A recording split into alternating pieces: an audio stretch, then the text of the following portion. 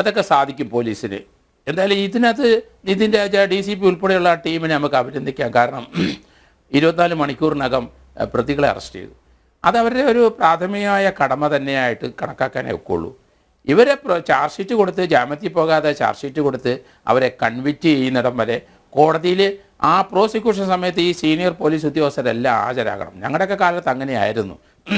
ഞാനൊക്കെ ചാർജ് കൊടുക്കുന്ന DYSP അല്ലെങ്കിൽ CA ആയിട്ടൊക്കെ ചാർജ് കൊടുത്ത കേസിൽ അന്നത്തെ DCP അല്ലെങ്കിൽ അന്നത്തെ IG, ക്രൈംബ്രാഞ്ച് IG കോടതി എൻ്റെ ഒപ്പം വന്നിരിക്കും.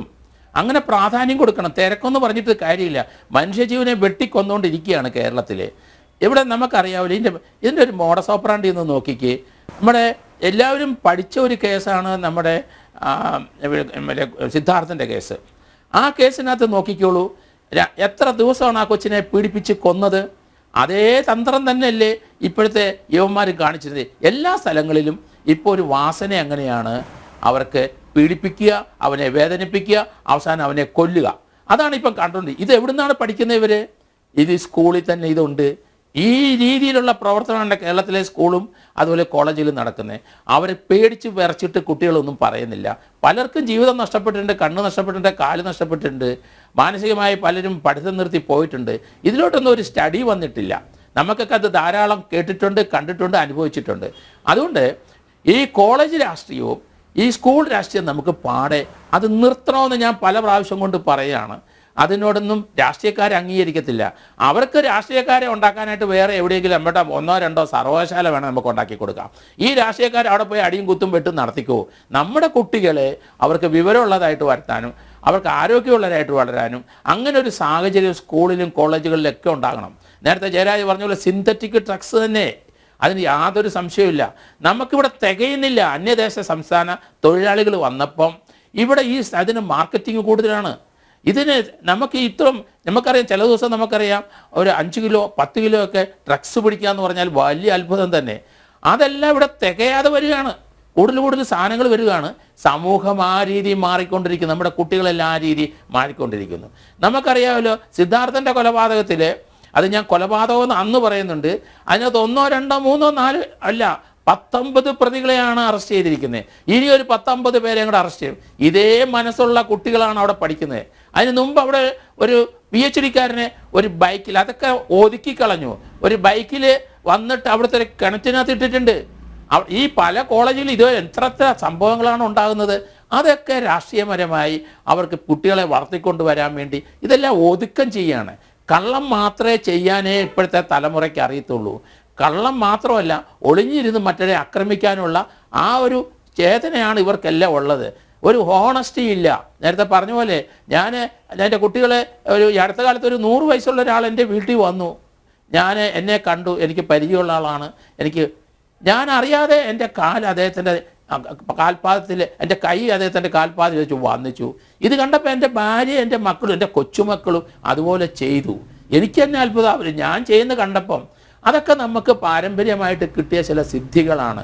അതൊക്കെ തീർച്ചയായിട്ടും സ്കൂളിലും കോളേജുകളിലും നമുക്ക് നമ്മുടെ കൂടുതലും പ്രായമുള്ളവരെ നമ്മൾ വന്ദിക്കണം, ബഹുമാനിക്കണം. അവരെ കാല് തൊട്ട് വന്ദിക്കുന്നതിന് എന്താണ്?